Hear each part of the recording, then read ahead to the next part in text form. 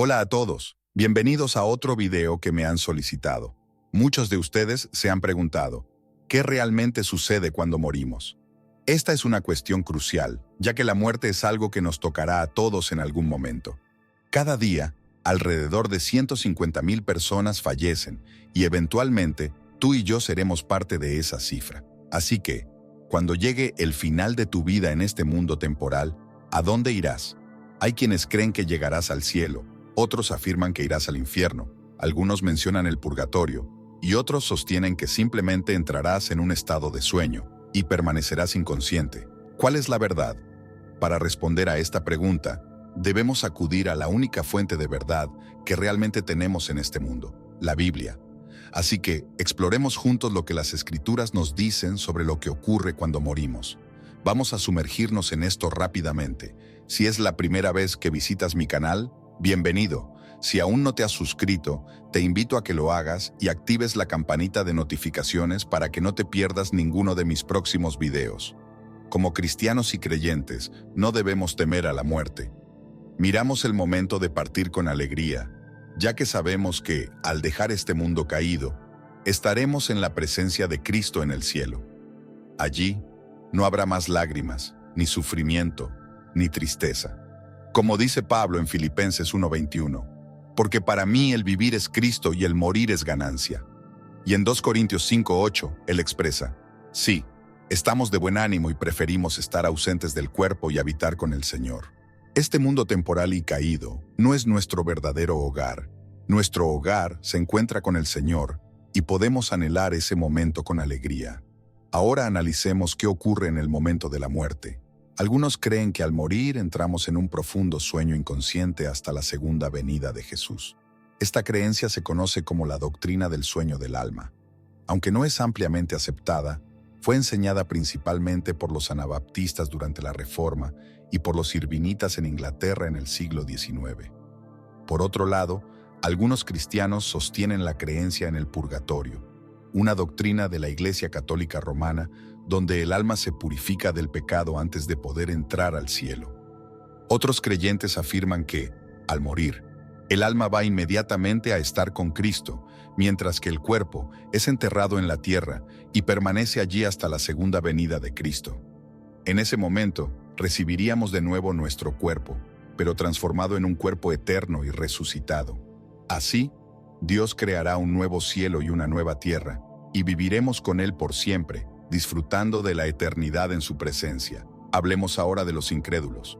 Algunos sostienen que, al morir, los incrédulos son condenados al infierno para toda la eternidad, mientras que otros argumentan que esto no es cierto.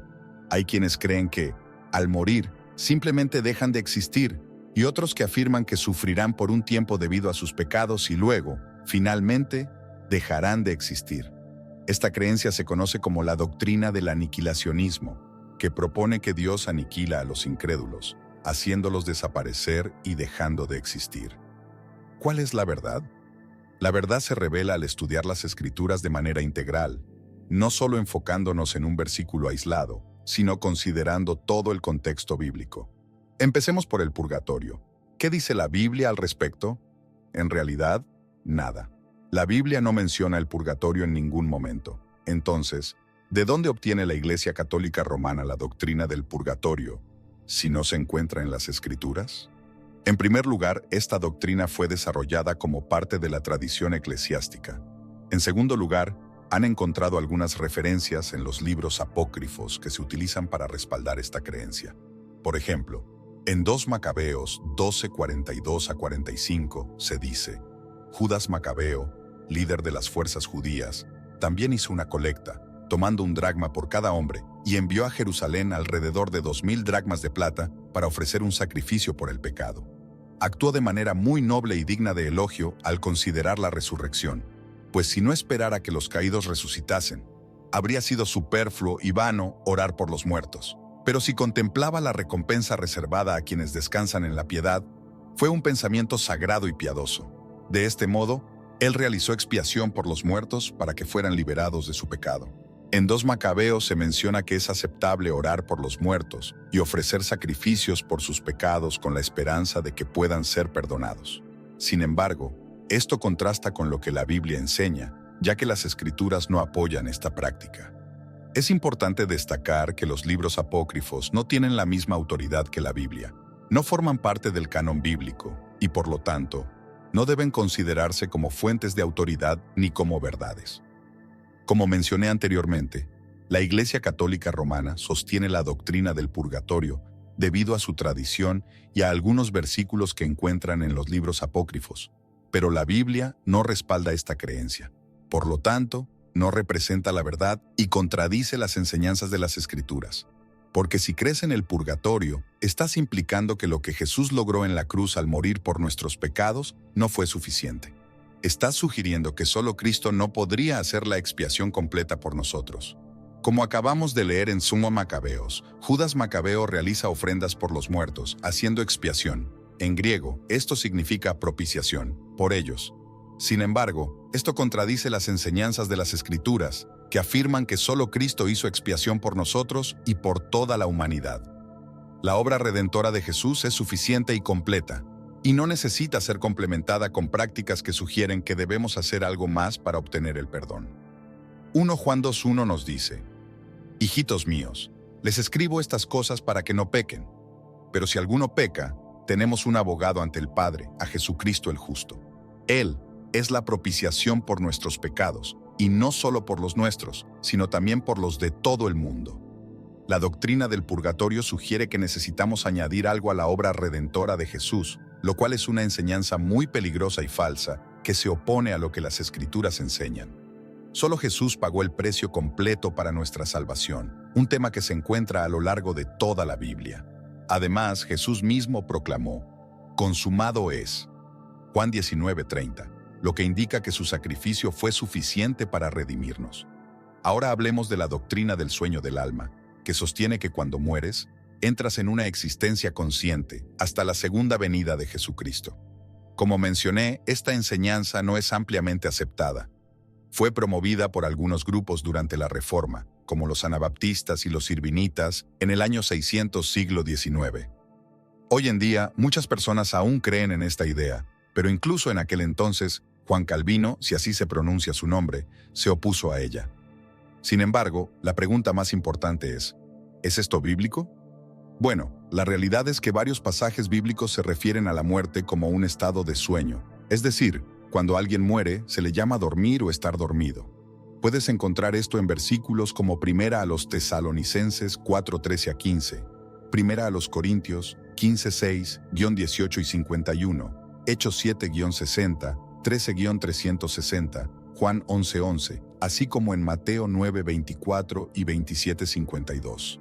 Además, algunos versículos parecen indicar que los muertos no tienen una existencia consciente, como se menciona en Salmo 6:5, Eclesiastés 9:10 e Isaías 38:19.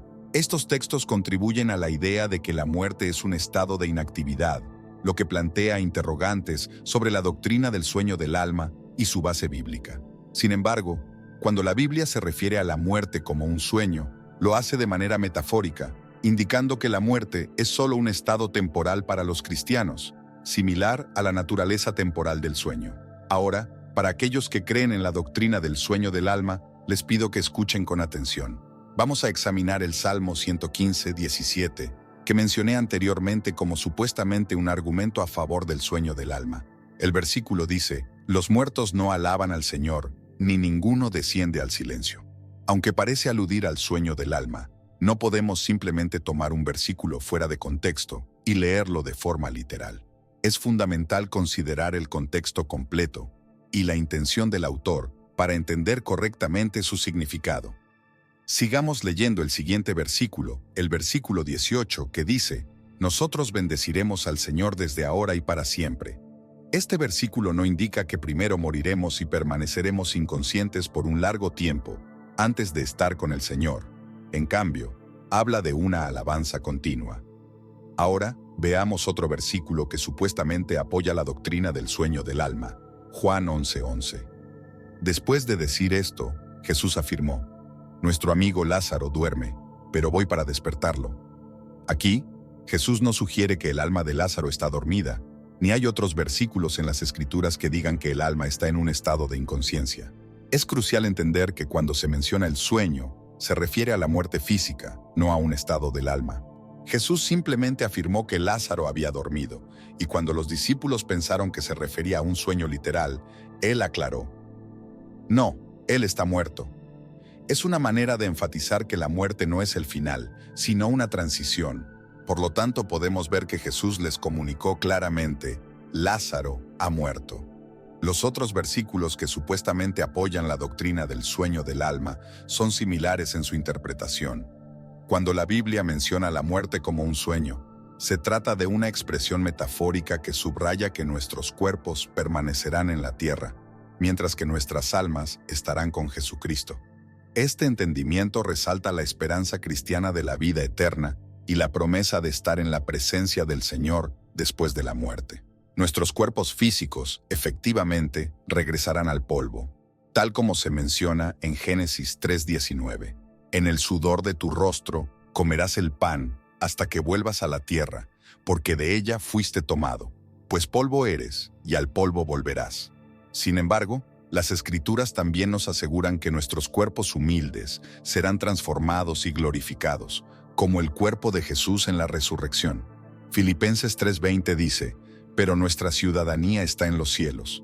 Esto refuerza la idea de que, aunque nuestros cuerpos mueran y se descomponen, nuestra esperanza está en la resurrección y en la vida eterna que nos espera en la presencia de Dios, de donde también esperamos al Salvador, al Señor Jesucristo, el cual transformará el cuerpo de nuestra humillación para que sea semejante al cuerpo de su gloria, según la operación con la cual Él puede también sujetar a sí mismo todas las cosas. Esta promesa de transformación es fundamental para nuestra fe, ya que nos asegura que, aunque nuestros cuerpos actuales sean frágiles y mortales, seremos renovados y dotados de un cuerpo glorioso, similar al de Cristo.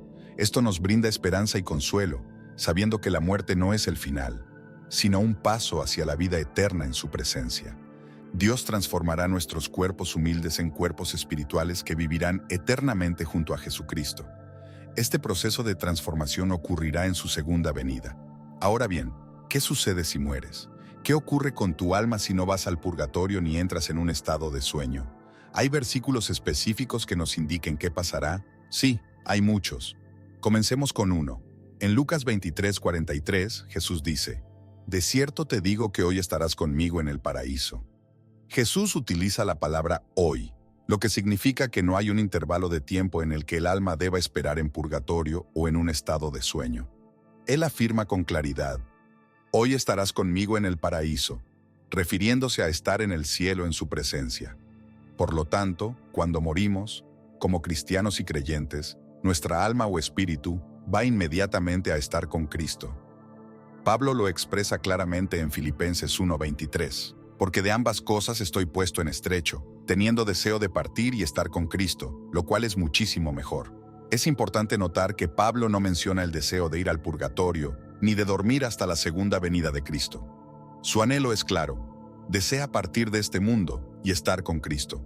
Esto refuerza la idea de que, para los creyentes, la muerte es una transición a la presencia del Señor, donde encontraremos paz y plenitud en su gloria. 2 Corintios 5:8 nos dice: pero estamos confiados y deseamos más bien estar ausentes del cuerpo y presentes al Señor. Esto significa que, cuando morimos, nuestra alma o espíritu no permanece en el cuerpo, no está en un estado de sueño inconsciente en la tumba, ni tampoco en el purgatorio, sino que está con el Señor en el cielo. Hebreos 12:22 refuerza esta idea al decir: mas os habéis acercado al monte de Sión, a la ciudad del Dios vivo, Jerusalén la celestial, a la compañía de muchos, millares de ángeles, a la congregación de los primogénitos que están inscritos en los cielos, a Dios, el juez de todos, a los espíritus de los justos hechos perfectos.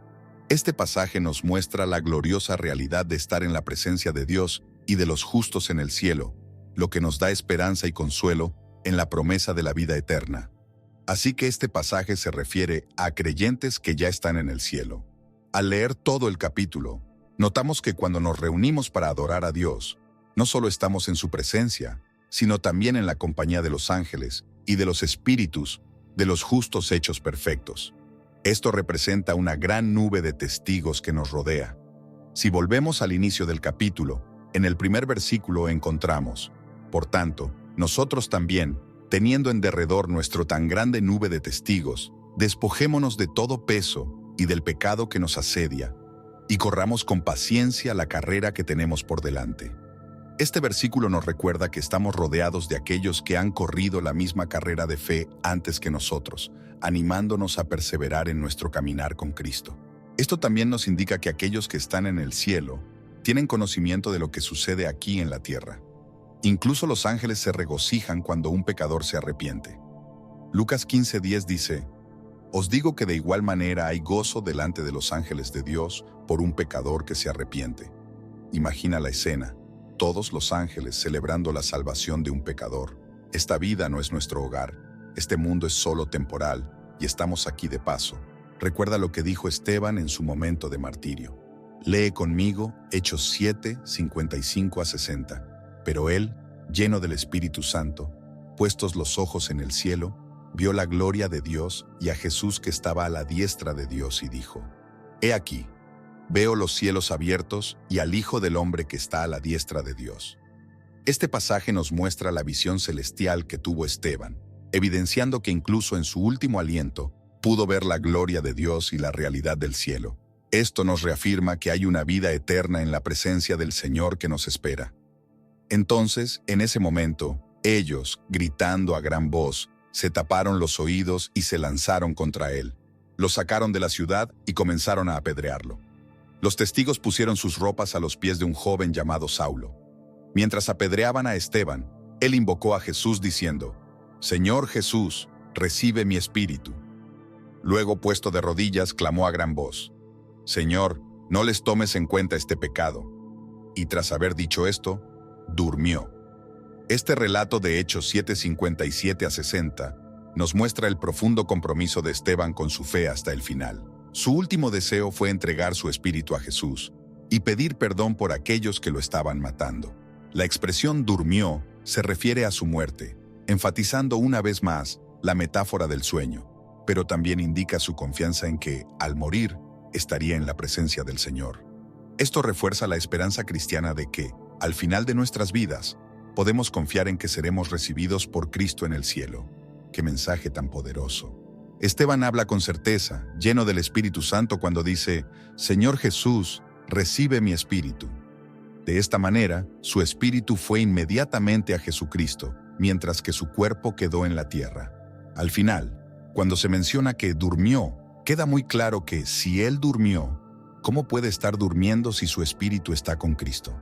En este sentido, su espíritu está en la presencia de Cristo, pero su cuerpo está en un estado de sueño temporal, esperando el día en que Jesús regrese y resucite nuestros nuevos cuerpos.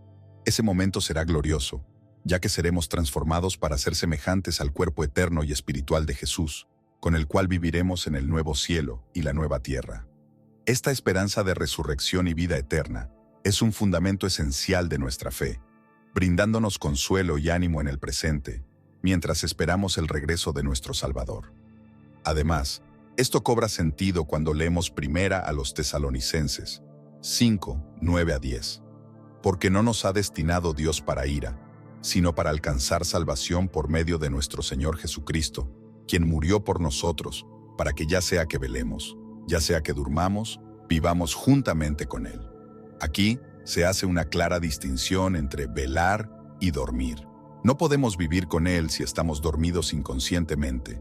La frase dormir debe interpretarse simplemente como muerte, como lo vemos en las Escrituras. Esto refuerza la idea de que, aunque nuestros cuerpos estén en la tumba, nuestros espíritus están con Cristo, y al final, todos los creyentes, ya sean aquellos que estén vivos en su regreso o los que hayan dormido, vivirán juntos con Él en la eternidad. La promesa de la vida eterna en su presencia es una fuente de esperanza y aliento para todos los que creemos en Él. Ahora solo mueres una vez, es decir, tu cuerpo físico aquí en la tierra, y luego serás juzgado. Hebreos 9:27 dice: «Y de la manera que está establecido para los hombres que mueran una sola vez, y después de esto el juicio». Para nosotros, como creyentes, la muerte significa estar inmediatamente con Cristo, disfrutando de su presencia. Sin embargo, los incrédulos que rechazan aceptar a Jesucristo como su Señor y Salvador enfrentan un destino diferente. Parece que serán enviados a un lugar de espera temporal conocido como Hades, donde esperarán su resurrección final, el juicio y el castigo eterno. Este estado es una espera en la que sufren por haber rechazado la salvación ofrecida por Cristo. La realidad del juicio final subraya la importancia de aceptar a Jesús en esta vida, ya que el destino eterno de cada persona está en juego. Esta enseñanza nos recuerda la urgencia de compartir el mensaje del Evangelio y la esperanza de salvación a todos. Jesús nos proporcionó un claro ejemplo de lo que nos sucederá al morir a través de la historia de Lázaro en Lucas 16, 22 a 23. Y aconteció que murió el mendigo, y fue llevado por los ángeles al seno de Abraham. Y murió también el rico, y fue sepultado. Y en el Hades alzó sus ojos, estando en tormentos, y vio de lejos a Abraham y a Lázaro en su seno. Esta historia ilustra vívidamente lo que sucede después de la muerte, y es coherente con otros pasajes que indican que los incrédulos van a un lugar de tormento antes del juicio final. La narración nos muestra que, al morir, las almas de los creyentes son llevadas a un lugar de consuelo, mientras que aquellos que rechazan a Dios experimentan tormento. Este relato subraya la gravedad de nuestras decisiones en vida y la urgencia de reconocer la salvación en Cristo. Así, la historia de Lázaro nos recuerda la realidad de la vida después de la muerte y las consecuencias eternas que enfrentan los que no creen. Por lo tanto, la verdad es que cuando morimos como creyentes, nuestra alma va inmediatamente a Cristo y estaremos con Él en el cielo. Como creyentes, no debemos temer a la muerte, ya que sabemos que, al dejar este mundo caído, estaremos en la presencia de Cristo. Esta promesa nos llena de esperanza y paz, sabiendo que la muerte no es el final, sino una transición hacia una vida eterna con nuestro Salvador. En cuanto a los incrédulos, enfrentan el castigo eterno por haber rechazado el sacrificio de Cristo. Este es un recordatorio solemne de la importancia de aceptar la salvación que Él ofrece. La decisión de seguir a Cristo en esta vida tiene repercusiones eternas y debemos esforzarnos por compartir el mensaje del Evangelio para que otros también puedan conocer la esperanza de vida eterna en Él. Así que el mensaje final aquí es que la Biblia nos revela la verdad sobre lo que sucede cuando morimos. No necesitamos seguir tradiciones humanas o doctrinas inventadas que contradicen las Escrituras. La verdad es que, como creyentes, nuestra alma va inmediatamente a Cristo y viviremos con Él para siempre en el cielo. Esta promesa nos ofrece consuelo y esperanza en medio de las dificultades de esta vida. Por otro lado, para los incrédulos, la Biblia advierte claramente sobre el destino trágico que aguarda a aquellos que rechazan la salvación en Jesucristo. Este mensaje es un llamado a la reflexión y a la acción, instándonos a compartir el Evangelio y a vivir de tal manera que otros puedan conocer la esperanza y la verdad que encontramos en Cristo. La elección de seguir a Jesús es la decisión más importante que una persona puede tomar, y su impacto es eterno. La única manera de escapar de este destino es aceptar el regalo de la salvación que Dios ofrece a través de su Hijo Jesucristo. Así que, si aún no lo has hecho, hoy es el día de la salvación. Arrepiéntete y pon tu fe en Jesucristo como tu Señor y Salvador, para que puedas tener la certeza de la vida eterna con Él en el cielo. Gracias por ver este video. Espero que haya sido esclarecedor. Si te gustó, por favor dale un me gusta, compártelo e inscríbete para más contenido. Si tienes alguna pregunta o comentario, no dudes en dejarlos abajo. Que Dios te bendiga. Hasta la próxima.